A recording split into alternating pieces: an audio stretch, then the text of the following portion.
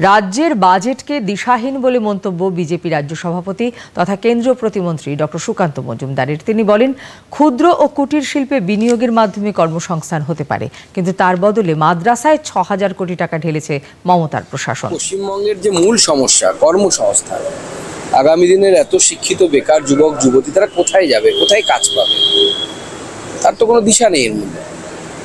আপনি এমএসএমইতে কি করতে চাইছেন? এমএসএমইর বাজেট দেখুন ১,০০০ কোটি টাকা, আর ৬,০০০ কোটি টাকার উপরে টাকা দেওয়া হচ্ছে মাদ্রাসা তৈরিতে, মাদ্রাসা শিক্ষার ক্ষেত্রে।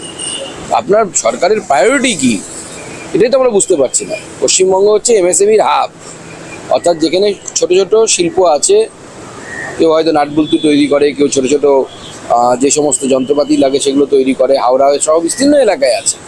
তো আপনি এমএসএমইতে দেখছেন না, এমএসএমইর জন্য কোনো ধরনের আপনার স্কিম নেই। এমএসএমইকে উদ্বুদ্ধ করার জন্য আরও নতুন নতুন স্কিম আসা দরকার, কিন্তু সেটা হচ্ছে না। এই বাজেট সম্পূর্ণরূপে দিশাহীন একটি বাজেট।